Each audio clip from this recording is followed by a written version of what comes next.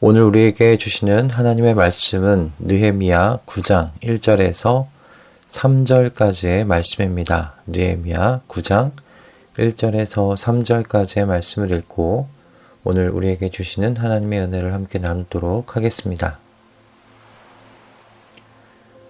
그달 24일에 이스라엘 자손이 다 모여서 금식하면서 굵은 배 옷을 입고 먼지를 뒤집어 썼다.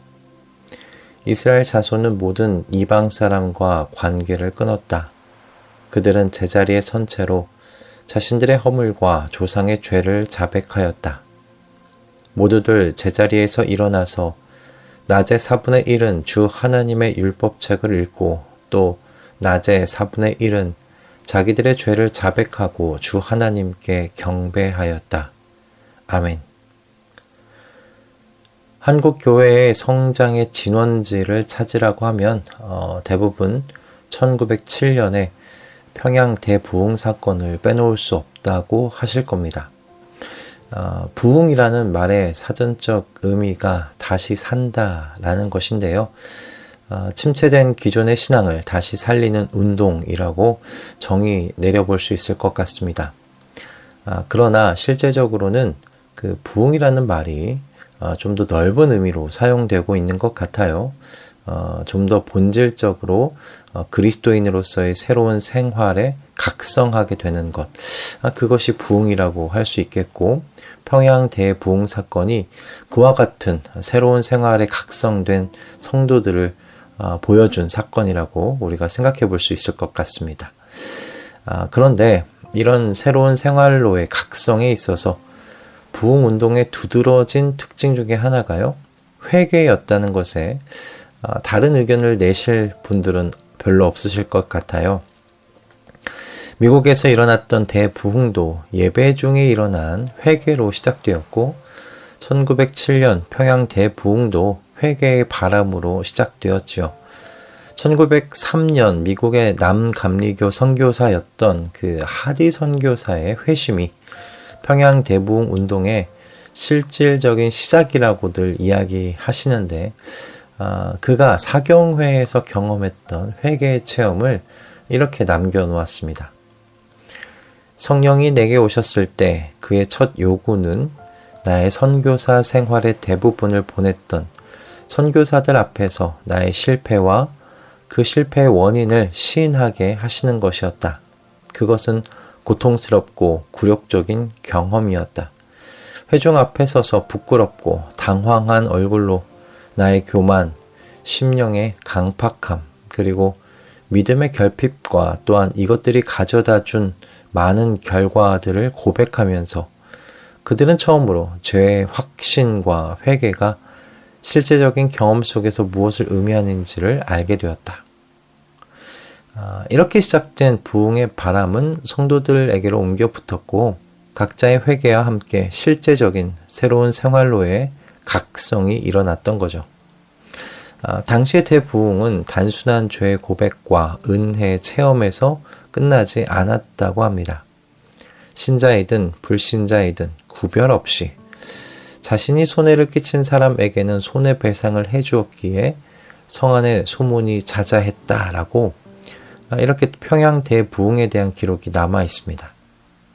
그래서 이 평양 대부흥에 대해 말씀을 통한 회개와 기도 운동으로 실생활에 회개를 가져온 영적이며 도덕적인 개혁 운동이었다라고 평가하기도 합니다.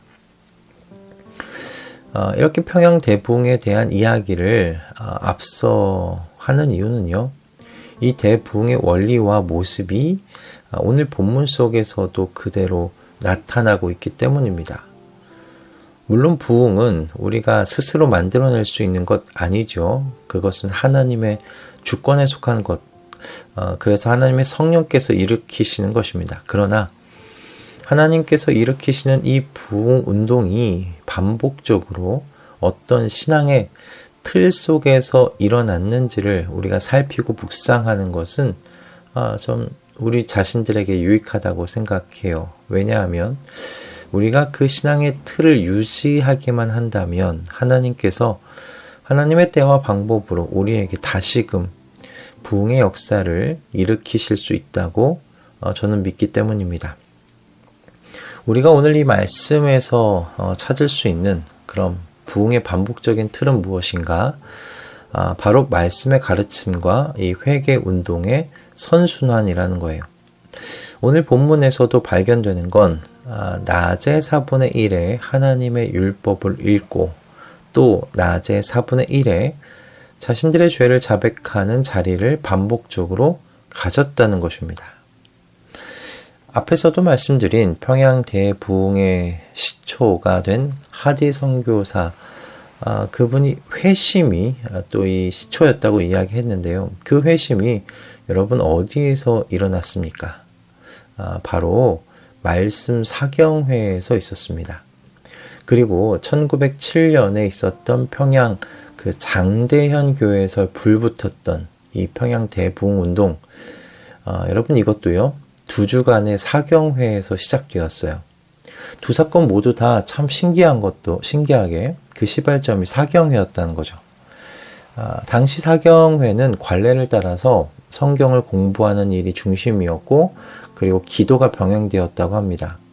오전에 사경회가 끝나면 점심을 먹고 오후에는 평양 시내 각지로 흩어져서 복음 전도에 힘쓰고 이 저녁에 특별 전도 집회가 있었다고 하는데 오늘 본문에서 이스라엘 백성들이 보여주는 사이클과 좀 유사하다고 생각해 볼 수 있지 않겠습니까? 낮의 4분의 1은 하나님의 율법을 읽고 배우고 또 다른 낮의 4분의 1은 회개의 기도를 하는데 이렇게 시간을 할애하는 모습이 참 유사하지 않습니까? 그런데 여기서 우리가 주목해야 할 지점이 있습니다. 바로 말씀을 읽고 배우는 자리가 먼저 있었다는 겁니다. 우리는 간혹 회심의 강렬함과 그로 인한 삶의 극적인 변화에 주로 우리가 주목하는 실수를 저지르곤 하는 것 같아요. 통성으로 기도하고 죄를 고백하고 회개할 때 오는 영적인 그 카타르시스가 분명히 있습니다. 그리고 그 영적 불길이 우리의 결단과 결심을 일으키고 이끌어가는 이 경험이 정말 쉽게 잊혀지지 않는 그런 영적인 경험입니다. 그러나 여러분 이 모든 운동의 시발점이 어디에서 시작되는가? 조용히 머무르는 말씀의 가르침에 있다는 것. 여러분 이것을 간과해서는 안 될 것입니다. 대부흥 사건은 언제나 이 복음의 말씀을 풀어서 들려줄 때 그 자리에서 일어났어요.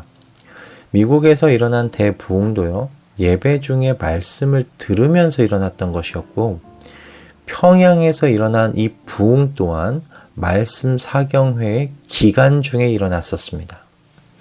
말씀을 읽고 가르침을 받는 것이 여러분 눈에 띄지 않고 정적인 일이어서 우리가 좀 간과할 수 있지만 성경은 언제나 말씀이 가지고 있는 능력을 강조해 왔습니다. 히브리서 기자는 말씀의 능력을 이렇게 이야기하잖아요. 하나님의 말씀은 살아있고 힘이 있어서 어떤 양날 칼보다도 더 날카롭습니다. 그래서 사람 속을 꿰뚫어 혼과 영을 갈라내고 관절과 골수를 갈라놓기까지 하며 마음에 품은 생각과 의도를 밝혀냅니다. 아멘. 말씀의 능력을 믿는 저희 가족들이 되기를 이 아침에 기도합니다. 그래서 말씀과 회개라는 이 신앙의 틀을 삶 속에 뿌리 내리시는 저희 가족들 되기를 소망합니다. 부흥은 우리가 스스로 일으킬 수 없는 겁니다. 그것은 하나님께 속한 일이에요. 오늘 본문 속에 일어난 이스라엘 백성의 영적 각성은 하나님께서 에스라와 느헤미야의 때에 주신 선물과도 같은 것이죠. 그러나 이 영적 각성이 아무런 틀도 없는 가운데 하늘로부터 쏟아진 선물이 아니라는 점을 기억하시기를 바랍니다. 부흥을 일으키는 것은 하나님께 속한 일이라면 말씀과 회개에 이 신앙의 틀을 만들고 세우는 일은 저희에게 속한 일이라는 것을 여러분 분명히 하셨으면 좋겠습니다. 말씀과 회개의 자리가 우리에게 없는데 어떻게 하나님께서 부흥의 은혜를 주실 수 있으시겠습니까? 주고 싶으셔도 주실 수 없으실 겁니다. 다만 하나님께서 주실 부흥의 때를 기대하며 말씀과 회개의 이 신앙의 틀을 홀로 유지하는 것 쉽지 않은 일입니다. 그러나 여러분, 삼겹줄이라면 가능하지 않겠습니까? 이스라엘 백성이 한데 모여 함께 말씀을 듣고 자기들의 죄를 자백하는 일을 했듯이 교회 공동체, 새로운 하나님 나라의 가족들과 함께 이 새로운 영적 기틀을 세워 가시는 저와 여러분들 다 되실 수 있기를 이 아침에 기도합니다. 그래서 새로운 영적 각성이 그 어느 때보다도 필요한 오늘날 이 한국 교회 안에 부흥의 불씨 붙이는 저희 모두가 되기를 이 아침에 소원하며 기도하는 이 한 날 되시길 또한 주님의 이름으로 축복합니다. 기도하겠습니다. 이스라엘 안에 일어난 영적 각성을 보며 이 시대에 한국 교회 안에서도 이와 같은 영적 각성이 다시 일어나기를 기도하게 됩니다. 그러자면 주님께서 가르치신 것과 같이 말씀의 자리와 회개의 자리가 지켜져야 하겠습니다. 주님, 부흥은 주님의 일과 저희의 일이 함께 일으키는 하나님 나라의 운동이라고 생각됩니다. 성령 하나님을 통해 일으키시는 부흥의 역사가 그래서 주님께 속한 일이라면 말씀과 회개의 자리를 지키는 것은 저희의 몫이오니 주님, 저희에게 주어진 이 사명의 자리 놓치지 않게 하시고 어느 상황 속에서도 지키게 하여 주시옵소서. 예수 그리스도의 이름으로 기도드립니다. 아멘.